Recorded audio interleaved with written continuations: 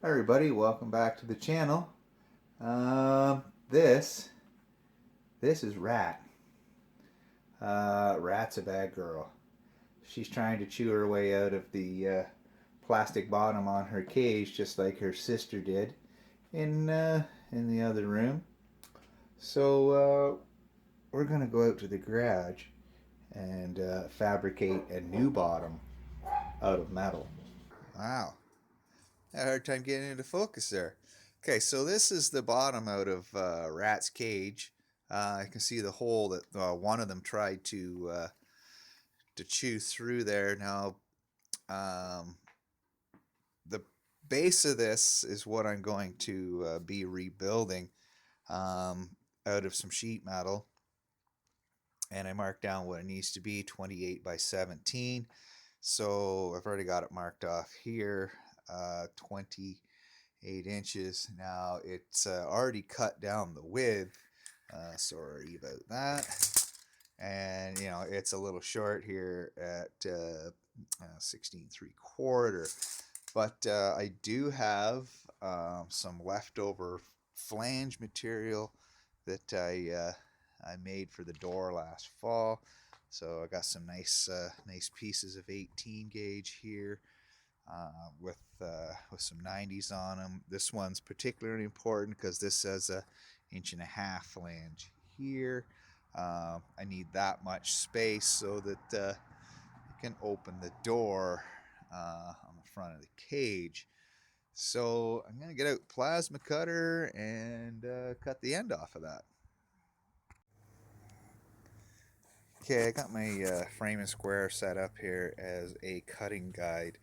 I offset it back approximately 1/8 of an inch because from the center of the hole there where the flame is to the outside of that copper cap is about 1/8 of an inch. So I'll just be using that, running it down there.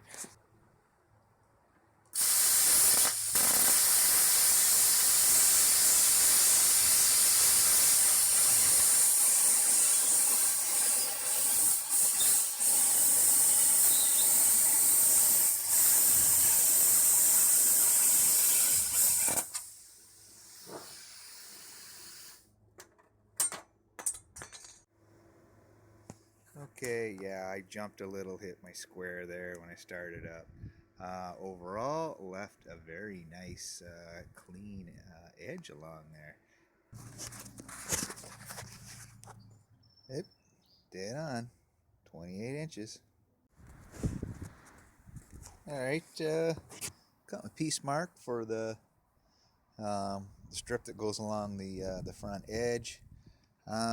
Right here, just scribed line. I'm just going to cut it off with some straight line snips.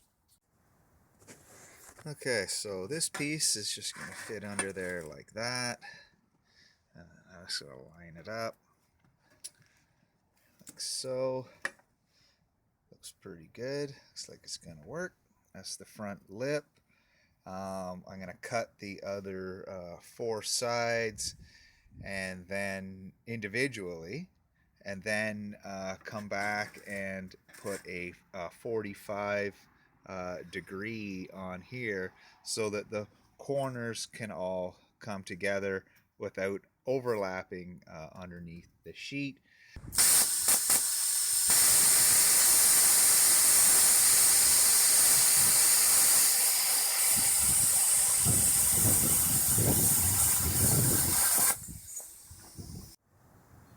Alright, got all the 45s cut on the 4 pieces.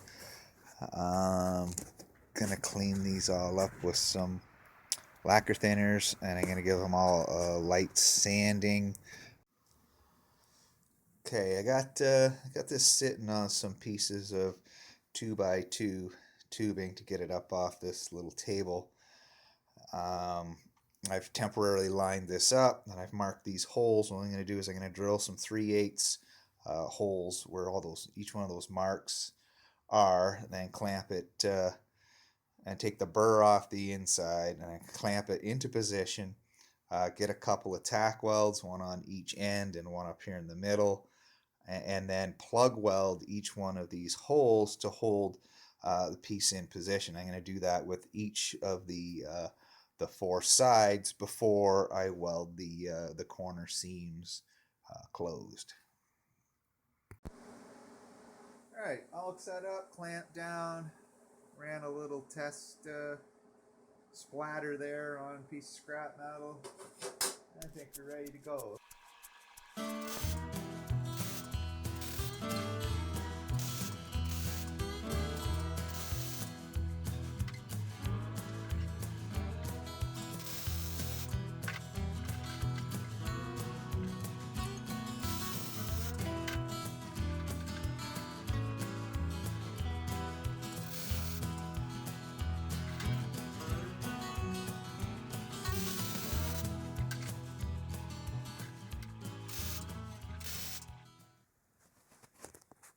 Okay, so I got the front side welded in.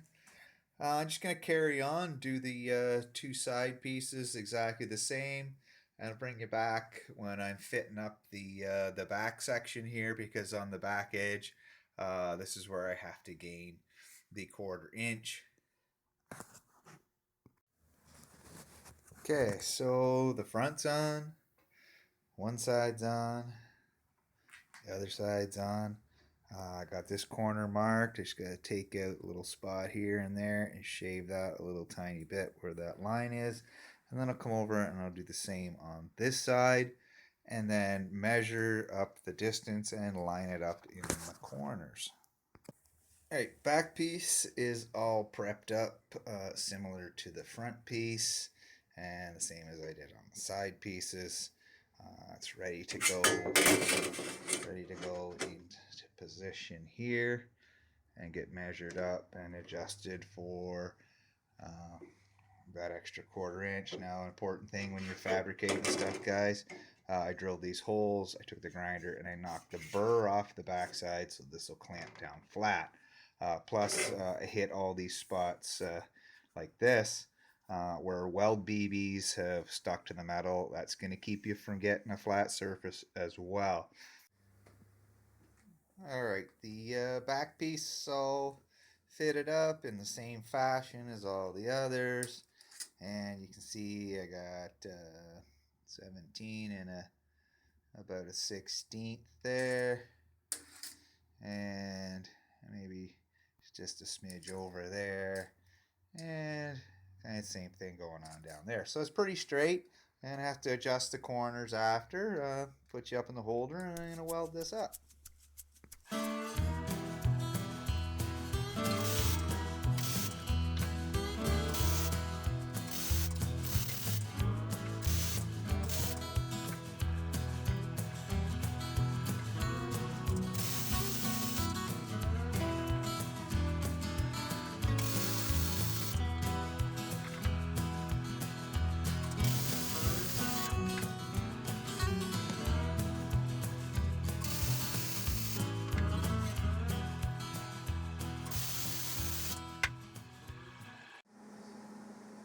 Alright, getting ready to close these corners in.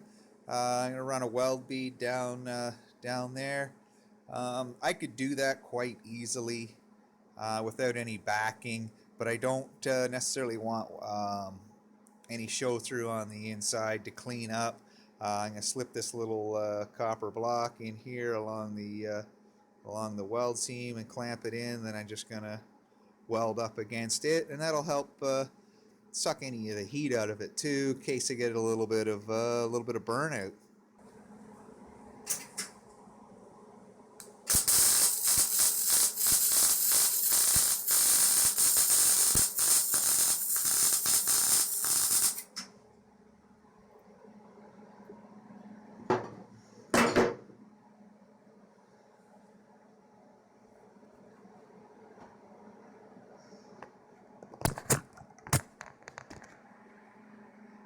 Okay guys, that's what I was talking about, a nice tight bead.